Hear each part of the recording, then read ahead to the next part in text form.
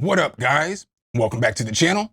It's your guy, something. Hit the keys. Here today to give you guys some new news. I guess it's a few days old, but it looks like Suno and BMG are partnering up. So if you don't know what BMG is, it's the fourth biggest music company in the world.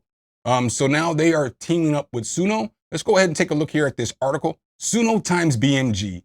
AI music platform strikes its second important major label licensing deal. After Warner, BMG signs on too, while Universal and Sony keep fighting in court. Universal and Sony said, nah, dog, we still about to go at it. So this is kind of important because it's another model and another way for Suno to be able to train. So I'm just bringing this to you guys' attention. You know what I'm saying? Obviously, I want to know what you guys' thoughts are in the comment section. But it says right here, Suno has announced a global alliance with BMG, the world's fourth largest music company. The deal covers both BMG's recorded and publishing repertoire and clears the path for Suno's next AI model, developed in partnership with the music industry. But what does that actually mean for us, and where do we all stand on this? So wild that right after Spotify comes out with the AI, you know what I'm saying, assisted or whatever on your profile, and YouTube has come out and it's not going to monetize AI channels, it's weird that BMG and Suno are partnering. You know what I'm saying? If you get what I'm saying, because of the reason why the platforms don't want the AI music on there, I guess.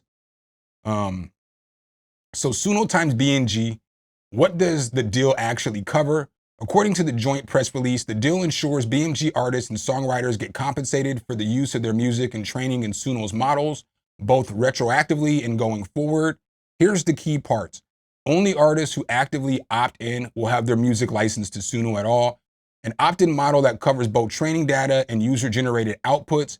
The deal also retroactively settles Suno's previously unresolved use of BMG recordings and publishing works. So that's cool. I mean, I'm not even gonna lie. It's cool that the artists have an option to opt in or opt out. Although we are not gonna know if Suno is still training off of the artists that opt in or opted out. It also says here that this deal retroactively settles Suno's previously unresolved use of BMG's recordings and publishing works. So they've already modeled a lot of this music already, right? So if they've already modeled some of BMG's works, like let's say Bruno Mars or somebody like that, right? Now let's say Bruno Mars says, no, you can't model my music, but they've already modeled the music. You know what I'm saying? Where's the trade-off there for the artist? That's my thoughts and my concerns. You know, if they've already been training off the model, your music's probably already been trained off of if you're a big artist. So allegedly, I don't normally do that, but thought it would be funny today.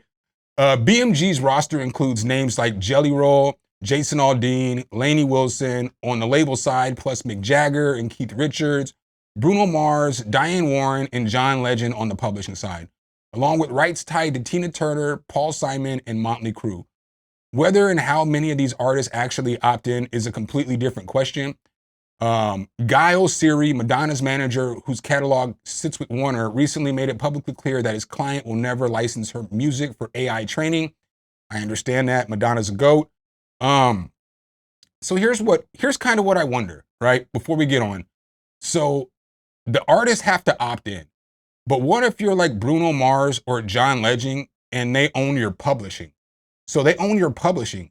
Do you have to opt in then? Because I get it with an artist. The artist is still making music. That artist works for you. You want to keep the best relationship you can with your artist.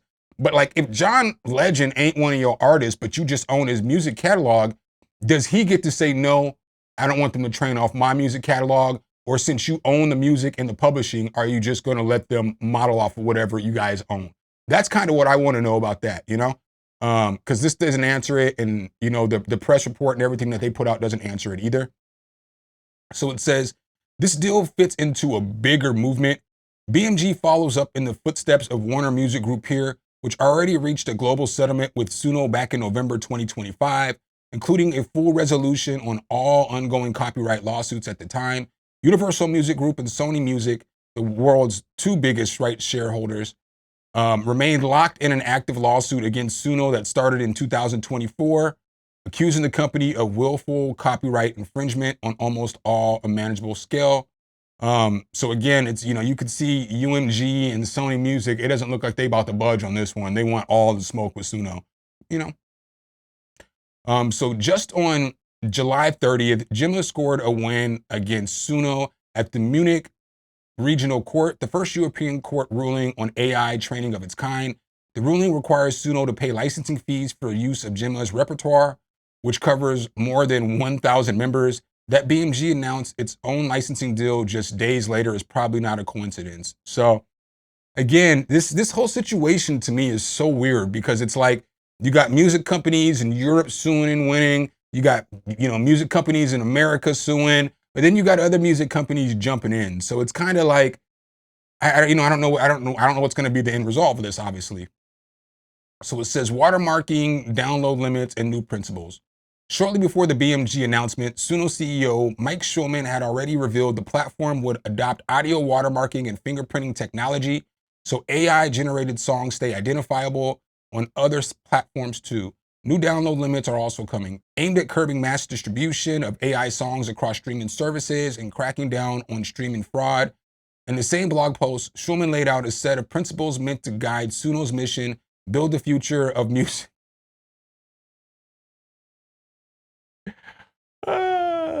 So I'm sorry, I'm just laughing because it's Suno's mission is to build the future of music responsibly and contribute to a healthy and growing ecosystem. It's not Suno's responsibility to build the future of music. It's musicians' responsibility to build the future of music. So again, if you haven't seen any of my content before, I'm not against AI and I'm not for AI. I feel like if you use AI as a tool to assist you, that's cool. But if you use AI to be the tool to do everything, you're not a musician, dog. So it says here, on the BMG deal specifically, Schulman said, "We believe the future of music will be more participatory, creating entirely new ways for artists and fans to connect." So this is, I understand why most musicians or a lot of musicians are frustrated with AI is because of what these people say. So we believe the future of music will be more participatory. Music can be as participatory as you want it to, as long as you pick up a keyboard and start playing, as long as you pick up a pad and start writing some music, as long as you grab a microphone and start singing. Like, again, AI shouldn't take over the creativity that you have. You know what I'm saying? Like, otherwise you're not a musician. So it says, building the future responsibly means working directly with the people who make the music and the companies that represent them. Celine Joshua, BMG's EVP of Global Marketing and Streaming, added, "The future of AI and music will be defined by whether artists and songwriters remain at the center of the opportunity and share in the value it creates. Choice is guiding principle." So the bottom line here, with BMG, the AI platform has now brought a second major rights shareholder on board after Warner. While Universal and Sony keep fighting it out in court, and Jimla just scored a legal win of its own. That split says a lot about how divided the industry currently is on AI music generators. Some are negotiating licensing deals and opt-in models. Others keep heading to court. I wouldn't say that there's a divide in the music industry. I would say that divide would be individuals in control of the music industry. You know what I'm saying? So individuals at the top who don't make music, who just make money off everybody else. But I wouldn't say that they're the divide. They're just the people in control. You know what I'm saying?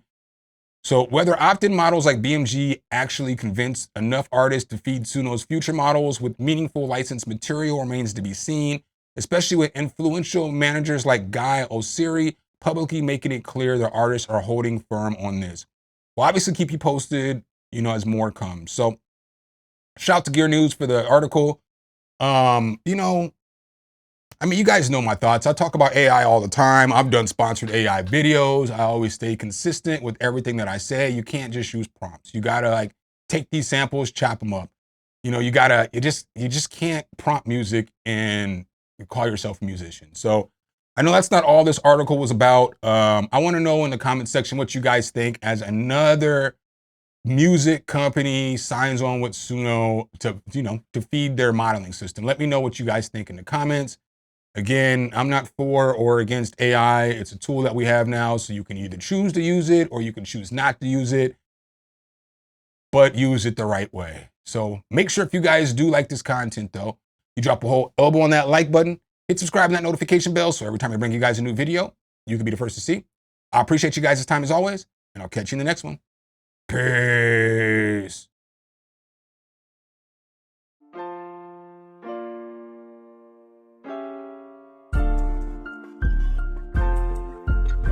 Some, hit the key.